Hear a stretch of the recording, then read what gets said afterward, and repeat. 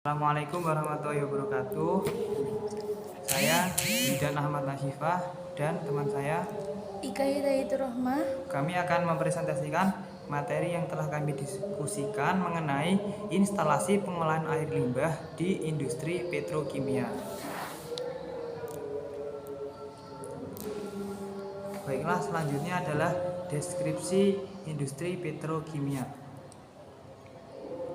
Industri petrokimia adalah industri kimia yang mengolah bahan baku minyak bumi, gas alam ataupun batu bara melalui proses kimia fisika yang menghasilkan berbagai produk kimia, baik produk petrokimia dasar atau hulu, produk petrokimia antara maupun produk kimia petrokimia hilir.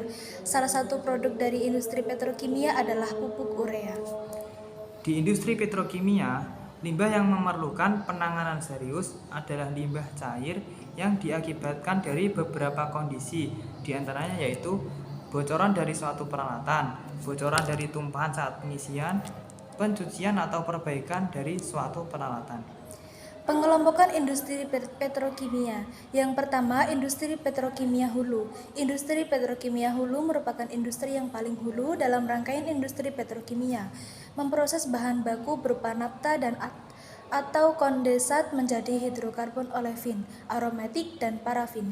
Kemudian industri petrokimia antara, yaitu memproses bahan baku olefin aromatik. Produk industri petrokimia hulu menjadi produk-produk turunannya seperti vinil, klorida, sitirin, etilen, dan glikol. Kemudian yang ketiga yaitu industri petrokimia hilir, industri yang mengolah bahan yang dihasilkan oleh industri petrokimia antara menjadi berbagai produk akhir yang digunakan oleh industri atau konsumen akhir.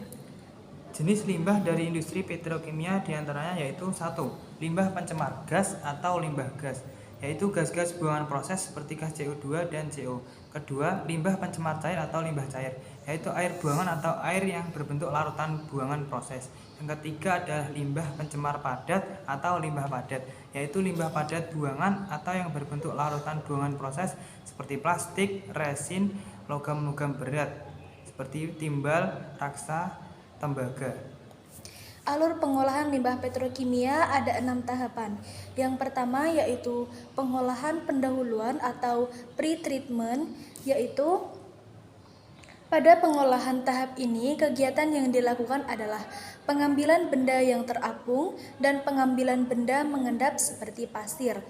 Pengambilan benda-benda yang terapung dengan cara melewatkan air limbah melalui celah-celah saringan kasar atau dengan alat pencacah untuk memotong zat padat yang terdapat pada air limbah tanpa mengambilnya dari aliran tersebut.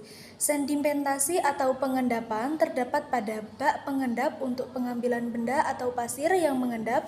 Di dasar bak dipasang alat penyedot pasir atau grief dragger atau alat pengangkat pasir yang disebut mekrator yang berfungsi mengumpulkan pasir yang mengendap ke satu tempat dengan menggunakan alat penggaruk. Selanjutnya adalah pengolahan pertama atau primary treatment. Pada tahap pengolahan ini, padatan dan bahan organik tersuspensi dipisahkan dari air limbah. Pemisahan ini biasanya dilakukan dengan operasi fisik seperti pengendapan atau sedimentasi. Ada dua proses yaitu flash mixing dan slow mixing. Yang ketiga adalah pengolahan kedua atau secondary treatment. Pengolahan kedua terutama untuk memisahkan bahan organik dan padatan tersuspensi yang dapat terdegradasi secara biologis. Pengolahan tahap ini biasanya memanfaatkan kemampuan mikroorganisme untuk memisahkan kontaminan-kontaminan dalam air limbah sehingga dikategorikan sebagai inti pengolahan biologis. Tahapan pengolahan ini merupakan tahapan lanjutan dari primary treatment atau secondary cleavage yang berfungsi untuk memisahkan lumpur aktif dari MLSS atau mixed liquor suspend solid. Lumpur yang mengandung bakteri yang masih aktif akan diresirkulasikan kembali ke tangki aerasi dan lumpur yang mengandung bakteri yang sudah mati atau tidak aktif lagi akan dialirkan menuju slot technical atau pengolah lumpur yang lain. Kemudian, pengolahan ketiga atau tertiary treatment yaitu lanjutan dari pengolahan terdahulu. Pengolahan jenis ini baru akan dipergunakan apabila pada pengolahan pertama dan kedua masih banyak terdapat zat tertentu yang masih berbahaya bagi masyarakat umum. Pengolahan ketiga ini merupakan pengolahan secara khusus sesuai dengan kandungan zat terbanyak dalam air limbah dan khusus pula pengolahan air limbah tahap ketiga, coagulation and sedimation, filtration, carbon adsorption, ion exchange, membran, serta sinking gravity or fusion. Pada proses ini dilakukan pemisahan serta kimia untuk lebih memurnikan air yang belum sepenuhnya bersih. Yang kemudian pembunuhan bakteri. Pembunuhan bakteri bertujuan untuk mengurangi atau membunuh mikroorganisme patogen yang ada dalam air limbah.